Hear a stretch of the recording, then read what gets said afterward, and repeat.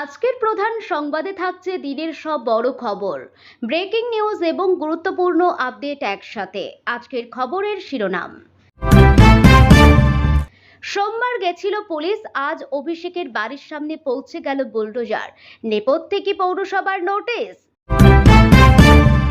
বুধবারই প্রকাশিত হবে অন্নপূর্ণা ভান্ডারের ফর্ম, জানিয়ে দিলেন মুখ্যমন্ত্রী শুভেন্দু। সপ্তাহে দুদিন মা ক্যান্টিনে মিলবে মাছ ভাতও। বাংলায় মদের দোকানের লাইসেন্স প্রদান নীতিতে বড় বদল, ঘোষণা মুখ্যমন্ত্রী শুভেন্দুর। 100 দিনের কাজে ফিরছে নবান্ন, তবে 2 জেলার নাম থাকছে বাদ। বন্ধ হতে পারে দুয়ারে রেশন, ডিলারদের তীব্র ক্ষোভের মুখে নতুন শুভেন্দু সরকার। আসছে বিস্তারিত খবরে। তৃণমূলের সর্বভারতীয় সাধারণ সম্পাদক অভিষেক বন্দ্যোপাধ্যায়ের দক্ষিণ কলকাতার বাসভবন শান্তিনিকেতনে পৌরসভার তরফে বুলডোজার নোটিশ পাঠানোকে কেন্দ্র করে এমনিতেই শোরগোল। এই আবহে মঙ্গলবার সত্যি তাঁর বাড়ির সামনে একটি বুলডোজার এসে দাঁড়ানোয় চরম উত্তেজনা ছড়ায় এলাকায়। স্বাভাবিকভাবে প্রশ্ন উঠতে শুরু করে, তবে কি এবার অভিষেক বন্দ্যোপাধ্যায়ের বাড়ি ভেঙে দেওয়া হবে? যদিও শেষ পর্যন্ত তেমন কোনো ঘটনা ঘটেনি। সম্পূর্ণ অন্য একটি সরকারি কাজের দরুন ওই এলাকায় বুলডোজারটি এসেছিল বলে জানা গেছে। হরিশ মুখার্জি রোডের উপর অবস্থিত অভিষেক বন্দ্যোপাধ্যায়ের সেই প্রাসাদোপম বহুতল শান্তিনিকেতন, এই বাড়িতে সপরিবারে বসবাস করেন তৃণমূলের এই শীর্ষ নেতা।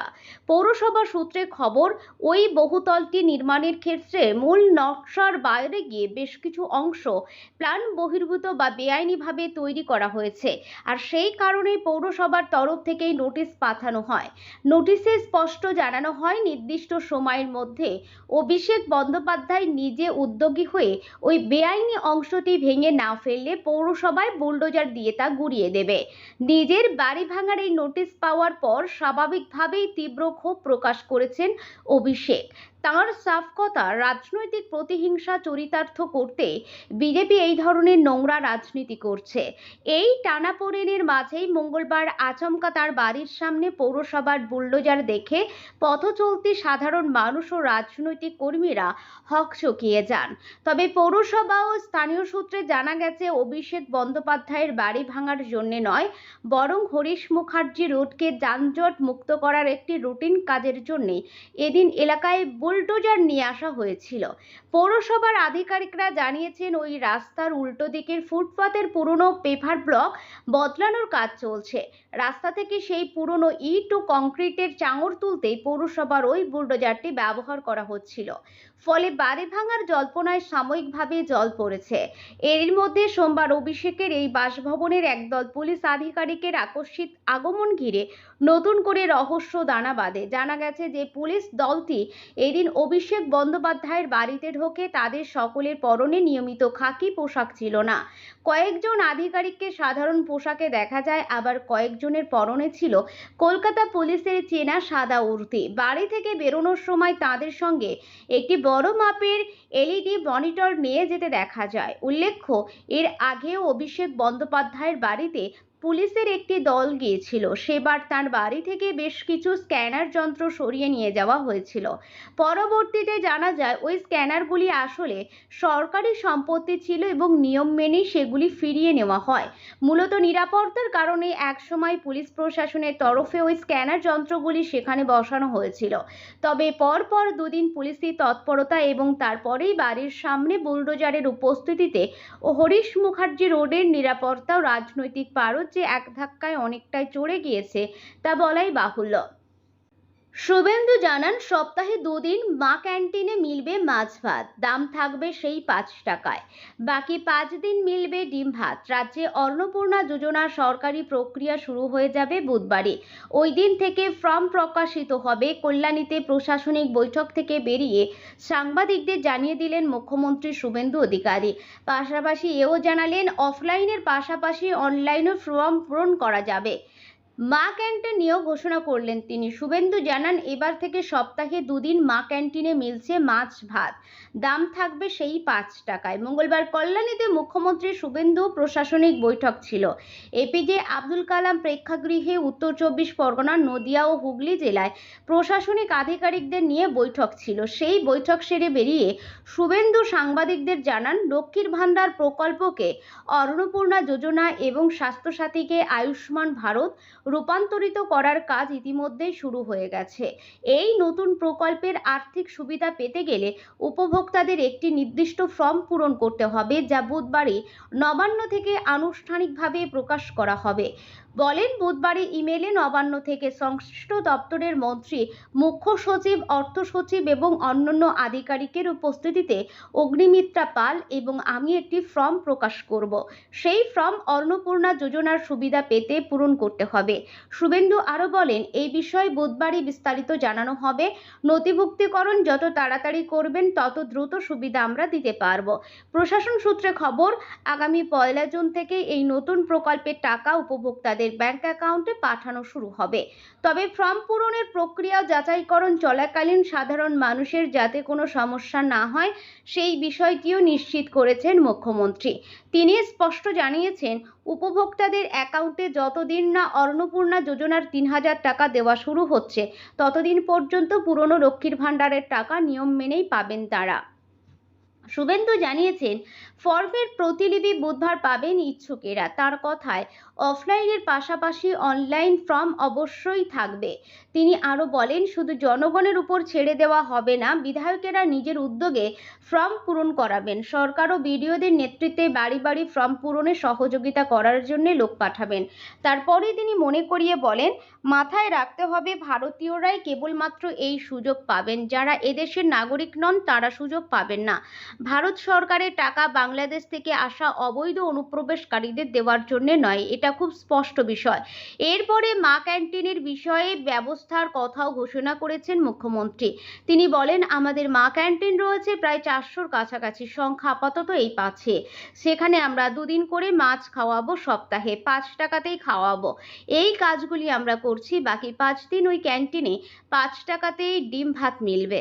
শুভেন্দু জানান, আগামী সপ্তাহ থেকে মুখ্যমন্ত্রীর দিদিকে বলো বন্ধ হয়ে যাচ্ছে। তার জায়গায় ওই পরিষেবার নাম হচ্ছে আপনার সরকারকে বলুন। পুরনো টোল ফ্রি নম্বরে পরিবর্তন হচ্ছে। যেদিন পরিষেবা চালু হবে সেদিন এ বিষয়ে বিস্তারিতভাবে জানানো হবে। পরিষেবার নাম স্থির করছেন রাজ্যসভার সাংসদ তথা বিজেপির রাজ্য সভাপতি শ্রমিক ভট্টাচার্য। তিনি আরও বলেন, সরকারি বাসে আপাতত সব মহিলা বিনামূল্যে যাতায়াতের সুবিধা পাবেন। এটা আগেই মন্ত্রিসভা অনুমোদন দিয়েছে, এবার তা কার্যকর হচ্ছে। পরবর্তীকালে কাট করব। ভারতে মদের বিক্রির ওপর নেওয়া কর রাজ্য সরকারগুলির রাজস্বের অন্যতম গুরুত্বপূর্ণ উৎস। কিন্তু অন্যায় বিজেপি শাসিত রাজ্যের মতোই এবার বাংলায় মদের দোকানে লাইসেন্স দেওয়ার নীতিতে বড় পরিবর্তন আসছে। মঙ্গলবার কল্যাণীতে 3 জেলার পর্যালোচনা বৈঠকের পরেই বদলের কথা ঘোষণা করেছেন মুখ্যমন্ত্রী শুভেন্দু অধিকারী।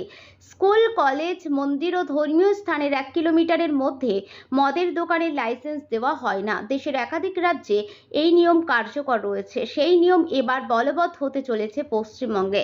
মঙ্গলবার কল্যাণীতে ছিল 3 জেলার পর্যালোচনা বৈঠক। সেখানে সাংবাদিকদের মুখোমুখি হন মুখ্যমন্ত্রী শুভেন্দু অধিকারী। বলেন, স্কুল, কলেজ, মন্দির ও ধর্মীয় স্থানের 1 কিলোমিটারের মধ্যে মদের দোকানের লাইসেন্স দেওয়া যাবে না। তার আশ্বাস, এই সরকার অন্যভাবে চলবে, ভাবার কোনো কারণ নেই। মমতা ব্যানার্জির সরকার রাজস্ব আদায়ের জন্য ঢালাও মদের দোকানে লাইসেন্স দেওয়ার রীতি চালু করেছিল, এমনই অভিযোগ ছিল তৎকালীন বিরোধী দলনেতা শুভেন্দু অধিকারীর। সোচ্চার হয়েছিল তখনকার প্রধান বিরোধী দল বিজেপি সহ অন্যান্যরা।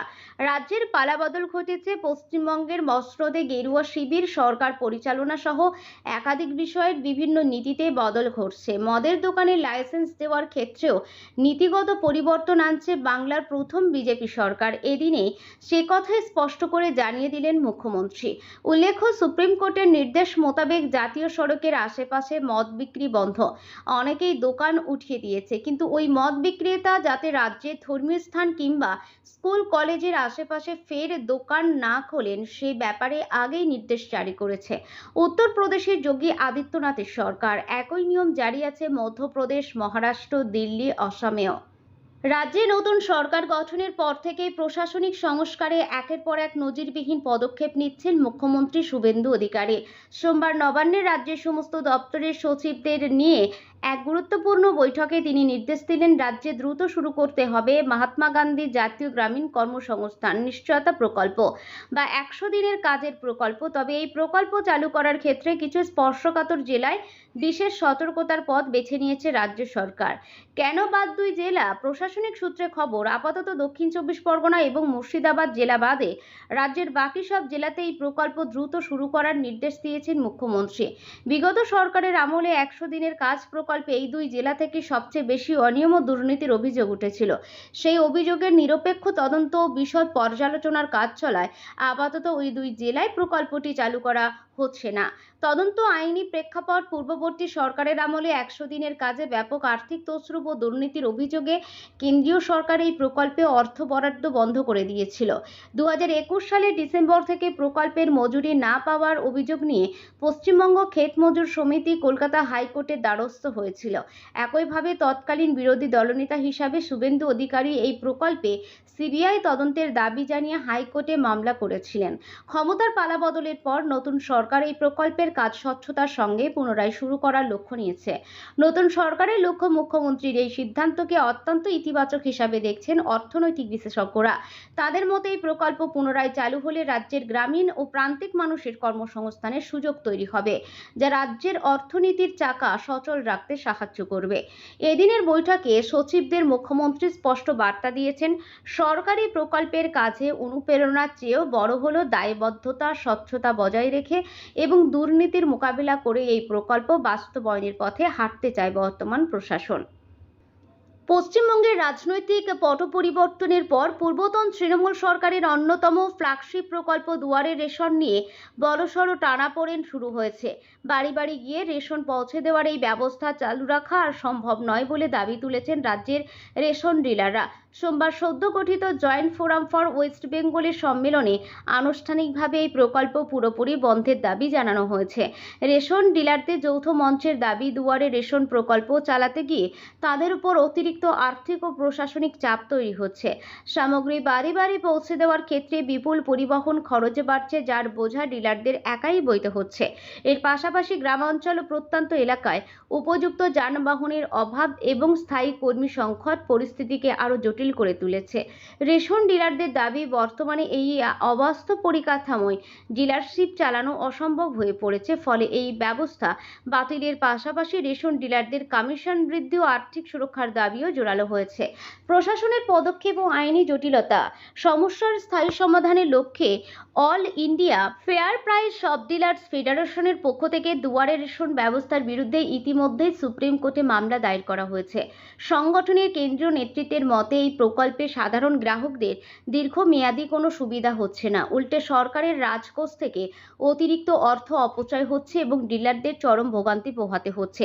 এই পরিস্থিতিতে ডিলারদের যৌথ সংগঠন খুব শীঘ্রই রাজ্যের খাদ্যমন্ত্রী অশোক কীর্তনিয়ার সঙ্গে দেখা করে পুরো বিষয়টি পুনর্বিবেচনার জন্য স্মারকলিপি জমা দেবে। রাজ্যে নতুন সরকার গঠনের পর রেশন ডিলারদের এই সম্মিলিত চাপ খাদ্য বন্টন নীতিতে বড়সড় বদল আনতে পারে বলে মনে করছে রাজনৈতিক ও প্রশাসনিক মহল।